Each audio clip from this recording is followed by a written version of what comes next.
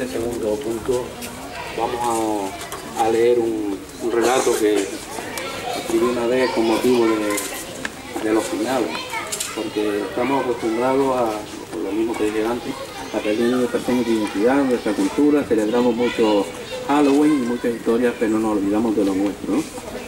Y este precisamente es inspirado en el convento, en los frailes, se llama el himno de la misa de los finados en la purga. Y cuando después, en el segundo punto de este paso, vamos a hablar lo que les dije de los frailes, de algunos de los frailes que vivieron aquí.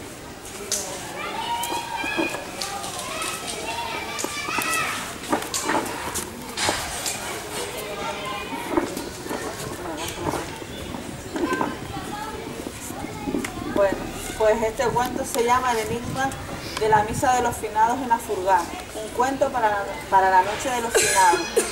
Aquella incipiente noche del 1 de noviembre se había hecho acompañar por las brumas que, transportadas por los alisios allendes los mares, envolvían con su tul de humedad a un pequeño pueblo de las medianías de Gran Canaria, al que sus antiguos moradores llamaban Afurgá, haciendo que la noche de finados se tornara, si cabe, más misteriosa. Como todos los años, desde hacía muchísimo tiempo al oscurecer, cada una de las familias de aquel pequeño pueblo se reunían alrededor de una mesa colmada de abundantes y deliciosas viandas, producto de aquellas tierras fértiles, para celebrar la noche de los finados. En las mesas, junto con otros alimentos, jamás faltaban las manzanas, las nueces, las castañas asadas, los higos pasados, algunos dulces hechos con el amor y la maestría de las mujeres de la familia, y algunas botellitas de licor, siendo las de anís las más demandadas.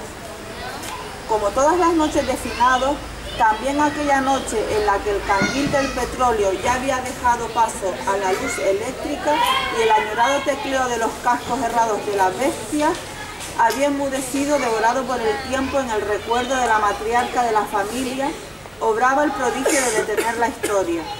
Así era porque, por unas horas, la historia se paraba cuando las abuelas, ancestrales maestras de ceremonia, se empeñaban en recordarle a su familia algunas de las venturas y desventuras de todos los familiares que ya habían dejado este mundo. Porque, según ellas, no es la muerte la que hace desaparecer a un ser querido, es el olvido el que hace que el fallecido desaparezca definitivamente, devorado por las brumas del tiempo. Quiso el caprichoso almanaque que aquel año la noche de los finados que te estoy relatando fuera la de un sábado, por lo que la costumbre de muchos vecinos de Afurgá de madrugar para acudir a la misa de alba hizo que la celebración de los finados se acortara en el tiempo. De tal manera que los niños que visitaban los hogares preguntando si había santos, con el propósito de conseguir a cambio algunas castañas asadas, y más tarde la ronda de los ranchos de ánimas, que con sus cantos tristes y monótonos pedían limosnas para sufragar las misas necesarias para redimir el purgatorio, las ánimas de los fallecidos del pueblo, se adelantaran. Así, todavía no era la medianoche cuando el silencio se apoderó del caserío, donde la mayoría de los vecinos ya se habían rendido al sueño, unos por cansancio y otros por los efectos del alcohol ingerido durante la cena. Si, como antes te relaté, la noche anterior las brumas se habían apoderado del pueblo, la madrugada vino acompañada por un cielo raso, donde la rutilante luz de las estrellas se reflejaba en el suelo de cantería de la plaza, humedecido por el relente. Aunque todavía faltaban algunos minutos para el inicio de la misa de alba, en la iglesia de Afurgá ya se encontraba la cantidad suficiente de fieles como para ser fedatarios de que el prodigio que estaba a punto de suceder y que te voy a contar no es producto de mi mente, acaso contaminada por el efecto del anís ingerido la noche anterior. Un poco antes de dar comienzo a la liturgia y sin que la mayoría de los fieles se percataran de ello, una ligera niebla de color grisáceo comenzó a introducirse en el recinto por una puerta lateral que daba acceso a la sacristía y al patio que separaba al templo de la vivienda del párroco. Poco a poco, y ahora sí ante el asombro y el miedo de los asistentes, aquella masa amorfa fue tomando formas humanas. La forma de unos frailes provectos, vestidos con hábitos blancos y capas negras, que levitando en fila y ocultando sus rostros etéreos y misteriosos debajo de sus capuchas, accedieron en silencio al coro del templo. Una vez situados en aquel lugar, inmóviles y en silencio, aquellos venidos del más allá aguardaron a que el oficiante comenzara el ritual de la misa para, envueltos en sus cantos gregorianos, transportar a los cuasi hipnotizados feligreses a otra época de la historia del pueblo, a la época de los frailes dominicos, venidos tras la conquista. Fundaron el convento dominico de San Juan de Ortega.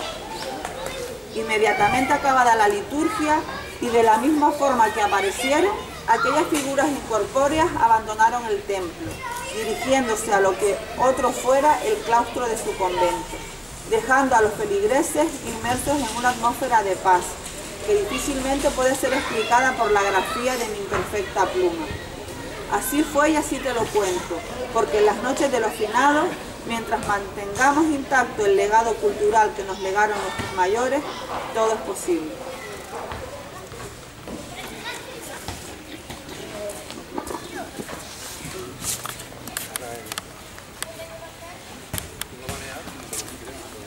Vale, ahora el otro punto que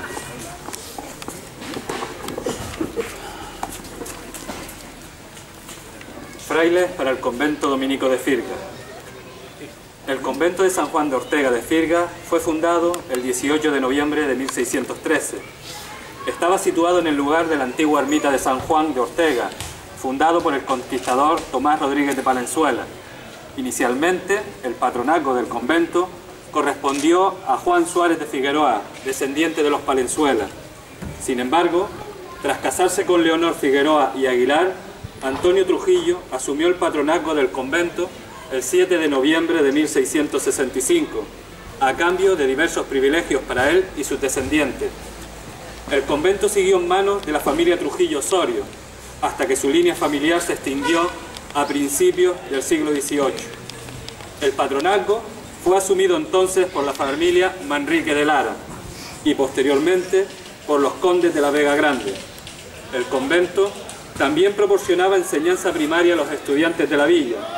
A lo largo de su existencia, el número de frailes osciló entre los 2 y los 10.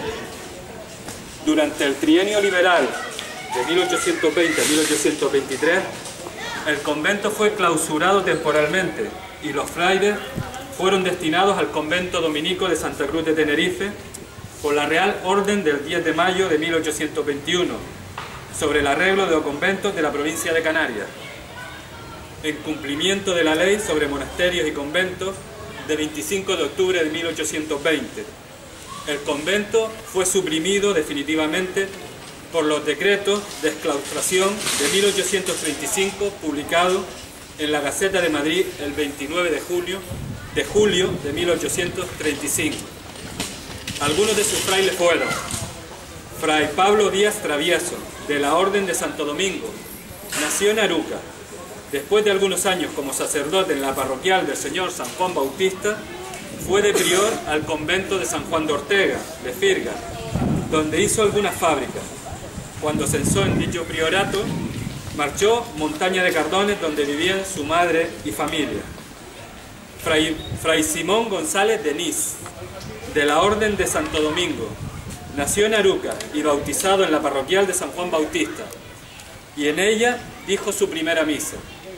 Después de estar muchos años ayudando en dicha parroquia, pasó a ser prior del convento de San Juan de Ortega de Firga, donde hizo una buena labor. Fray Francisco González Guerra, de la Orden de Santo Domingo, nació en Firga y fue bautizado en la parroquial del Señor San Juan Bautista de Aruca, y dijo su primera misa en el convento de San Juan de Ortega. Luego pasó al convento de Santa Cruz. Fray José Enrique, de la Orden de Santo Domingo, nació en Firga y bautizado en Aruca. Se ordenó sacerdote en Veracruz. En México aprendió varias lenguas indígenas, 5 en total, para predicar el cristianismo entre los nativos. Prior en distintos conventos, mandó al convento de San Pedro Mártir un hermoso copón de plato sobre dorado y un cáliz. Fray Bartolomé Marrero, de la Orden de Santo Domingo. Nació y fue bautizado en Aruca, donde celebró su primera misa. Antes de ser prior del convento de San Juan de Ortega, donde reposan sus restos, fue subprior del convento de San Pedro Mártir. Fray Diego Perdomo, de la Orden de Santo Domingo. Nació y fue bautizado en Aruca, donde también dijo su primera misa. Prior 2 veces en el convento de San Juan de Ortega de Firga. Murió en 1736. Fray José Díaz Marrero. Nació y fue bautizado en Aruca. Prior del convento de San Juan de Ortega de Firga, muriendo en este lugar en la Nochebuena de 1745. Y está sepultado en el convento de Firga. Don José Arencibia. Nació en Aruca. Después de pasar una etapa de su vida como religioso dominico, colgó los hábitos en Firga, donde murió. Hizo testamento a favor del convento de San Juan de Ortega. Está enterrado en el mencionado convento. Fray José Antonio González. Nació en Firga. Fue primeramente religioso dominico. Cuando se extinguió el convento de Firga, dejó los hábitos. Inmediatamente después de volverse a abrir el convento, recobró su hábito, llegando a ser su prior. Murió y fue enterrado en Arucas el 14 de noviembre de 1840. Fray José Ramírez, dominico, natural de Firga, estuvo en el convento de San Pedro Mártir. Fue catedrático en el Instituto de Segunda Enseñanza. Murió en Las Palmas el 30 de octubre de 1836 a los 72 años. Fray Martín Díez, prior del convento de Firga. Se tiene constancia de él porque aparece en el registro de la parroquia de Aruca como padrino en bautismo el 15 de octubre de 1652. Fray José González, predicador general y presidente con 43 años de edad y 25 de profesión. Consta en los archivos como uno de los 2 frailes con que contaban el convento de San Juan de Ortega en 1830. Fray Agustín Pérez, preceptor de gramática, de 45 años de edad y 28 de profesión. Junto con Fray González, es uno de los 2 frailes con que contaba el convento de San Juan de Ortega en 1830. Fray Pedro Marrero, en su clausura en 1836, el convento contaba con tan solo 2 frailes, siendo su último prior Fray Pedro Marrero, que murió en Aruca 5 años más tarde, el 20 de octubre de 1841. En su cuaderno, primeras de notas referente al pueblo y parroquia de Aruca, Pedro Marcelino Quintana Miranda habla del sacerdote don Gregorio Rodríguez Guerra. Dice de él que se retiró a la ermita de la Santa Trinidad, que está enterrado en el convento de Firga y que vivió en la segunda mitad del siglo XVIII. Pero junto al convento también se enterraban a los vecinos fallecidos, hasta que en 1787 Carlos III dictó una real cédula por la que se prohibía las inhumaciones en las iglesias, salvo para los prelados, patronos y religiosos, que estipulaba el ritual romano y la novísima recopilación. Después de ser utilizado como escuela, ayuntamiento, cuartelillo, etc., el convento de San Juan de Ortega volvió a pasar a la iglesia, siendo en la actualidad la residencia del párroco de Firga. La salvaje remodelación que sufrió en los años 60, que incluso llevó a mantener un conflicto entre el alcalde y el párroco de la época, por no estar el primero de acuerdo con el atentado patrimonial e histórico que se estaba perpetrando en la remodelación del inmueble, casi acabó con 223 años de historia del municipio.